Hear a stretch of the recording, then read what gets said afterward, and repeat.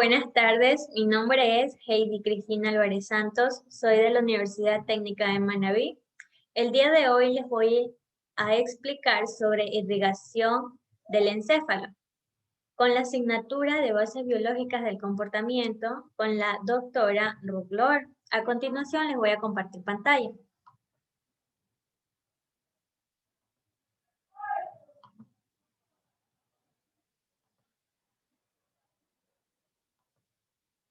Como pueden ver, mi carátula.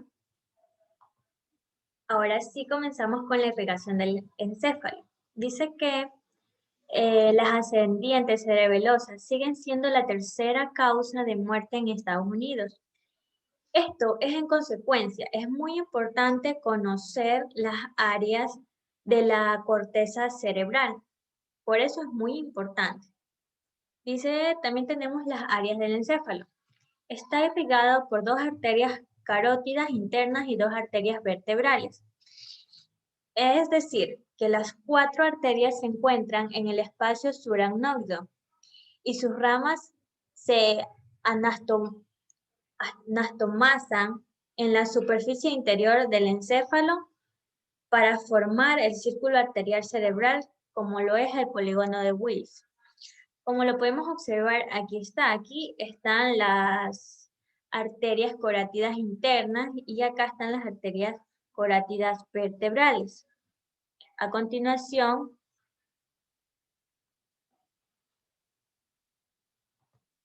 tenemos la arteria carótida interna. La arteria carótida interna comienza en la bifurcación de la arteria carótida común, donde habitualmente tiene una dilatación denominada seno carótido. Es decir, que ésta asciende por el cuello y entra al cráneo, atravesando el conducto carótido del hueso temporal. Es aquí donde se dividen las arterias cerebrales anteriores y medias. Las ramas de la porción cerebral. Como podemos observar, tenemos 5 ramas, que está la arteria oftálmica. La arteria oftálmica. Esta se forma cuando la arteria carótida interna sale del seno cavernoso. Es decir, esta es la que irriga el ojo y otras estructuras orbitarias y sus ramas terminales se irrigan en el área frontal. También tenemos la arteria comunicante posterior. Dice que esta es un vaso pequeño que se origina desde la arteria carótida interna, desde la bifurcación terminal. Esta tiene un trayecto hacia atrás sobre el nervio oculomotor. Esta también se une a la arteria cerebral posterior.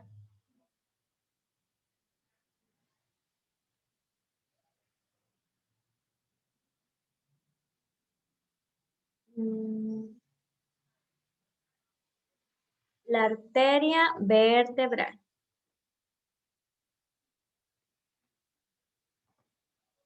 También tenemos la arteria carótida. También se origina la arteria carótida interna cerca de su bifurcación terminal. Es decir, esta pasa hacia atrás, cerca del tracto óptico, penetra en el axa posterior del ventrículo lateral y termina en el plexo coroideo. También tenemos la arteria cerebral anterior. Es una rama terminal, es la más pequeña de la arteria carótida interna. Esta tiene un trayecto hacia adelante y mediante del superior al nervio óptico y se penetra en la fisura longitudinal del cerebro. La arteria cerebral anterior. La arteria cerebral anterior es una rama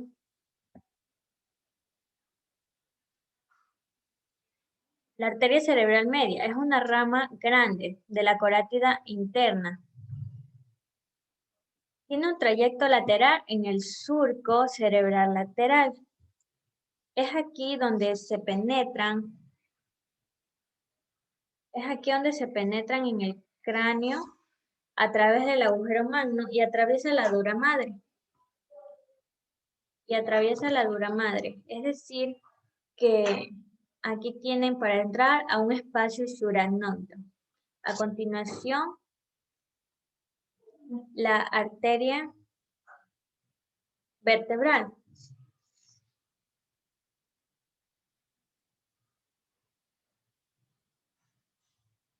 Estas ascienden por el cuello al atravesar los agujeros de las apófisis transversales y las 6 cervicales superiores. A continuación, las ramas de la porción craneal.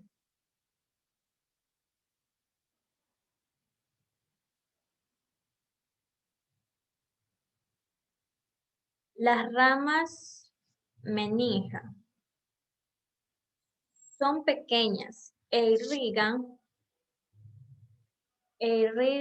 al hueso y dura en la fosa craneal posterior.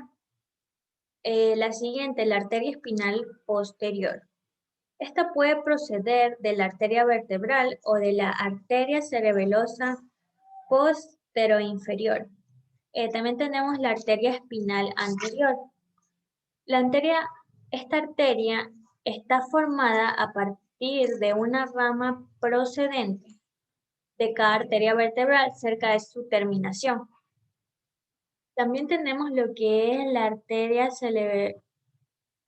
cerebelosa posterointerior.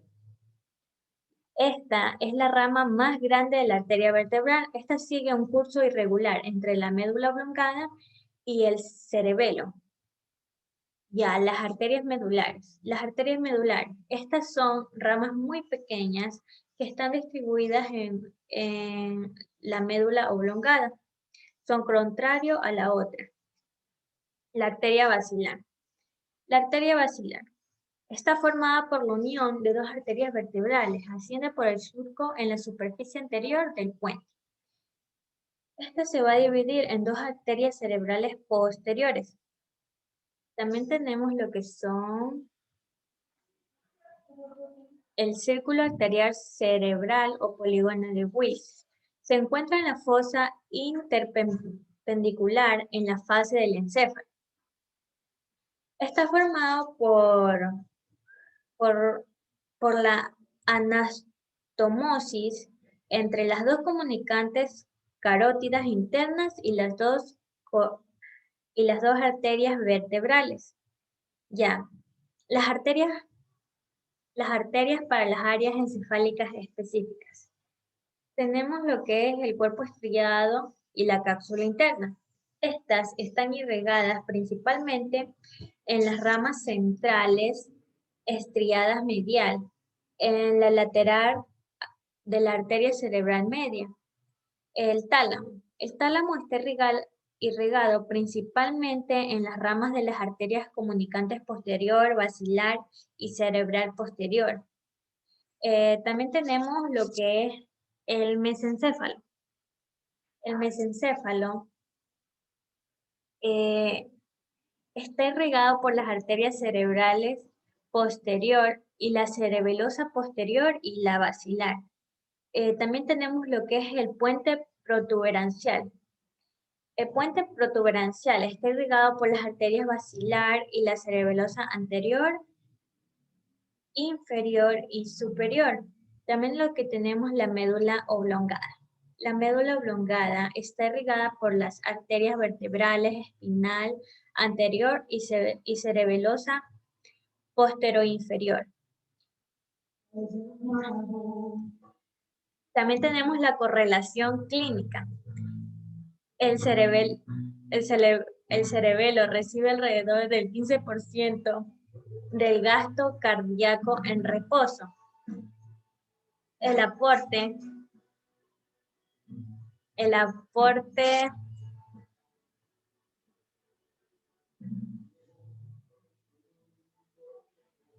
lo pausé. ¿Quién tiene eso? Lo pausé. Y ahora me falta un pedazo. No, está en pausa.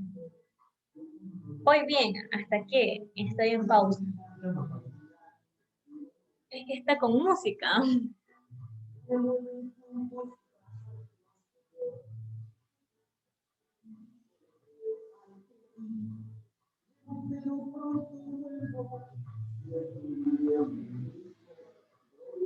La correlación clínica. El cerebelo recibe alrededor del 15% del gasto cardíaco en reposo. El aporte arterial llega a través del cerebro, a través de las dos arterias carótidas internas y de las dos arterias vertebrales. La arteria carótida interna es el principal aporte de la arteria de la sangre arterial. La isquemia cerebral.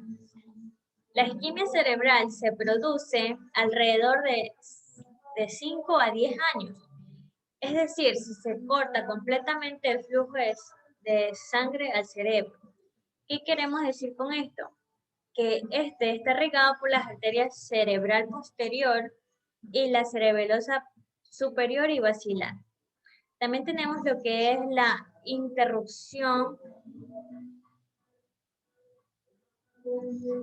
También tenemos lo que es la isquemia cerebral, es decir, en lo que les acabé de decir, esto es una pérdida de conciencia.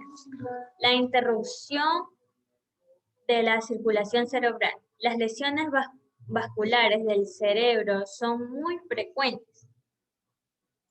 ¿Qué quiere decir esto? Que el efecto del neurólogo resultante depende del tamaño de la arteria ocluida. Es decir, de los estudios clínicos y de la exploración que se han centrado en la tensión elevada de frecuencia de las lesiones en la arteria común carótida interna. También tenemos los síndromes arteriales cerebrales.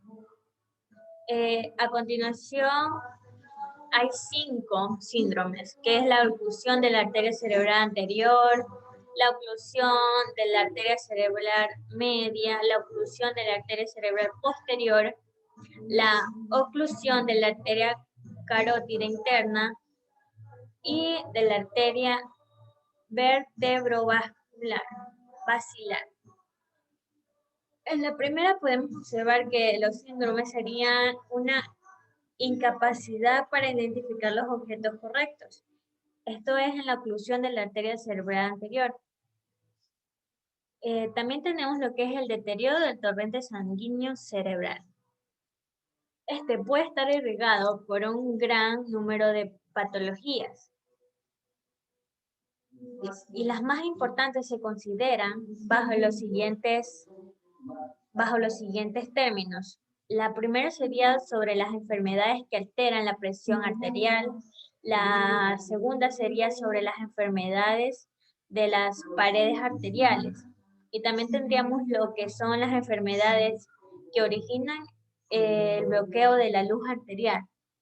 Eso es en cuanto al deterioro del torrente sanguíneo. Esas son las enfermedades que se podrían dar aquí.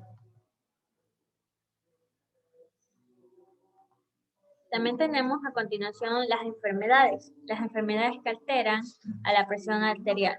Tenemos lo que es la hipotensión postural, el shock físico y psicológico, el cambio en la viscosidad sanguínea, el síndrome de seno carótido, enfermedades cardíacas. Yo les voy a explicar sobre uno que es la hipotensión postural.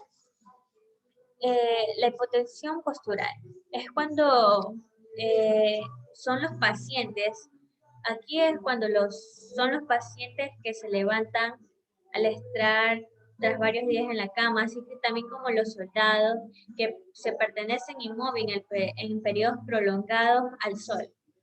También tenemos lo que son shocks físicos y psicológicos. Esto puede producirse al tener, por decir, un traumatismo físico, como lo es en un accidente automovilístico, entre otros. Las enfermedades de las paredes arteriales. Tenemos la ateromatosis.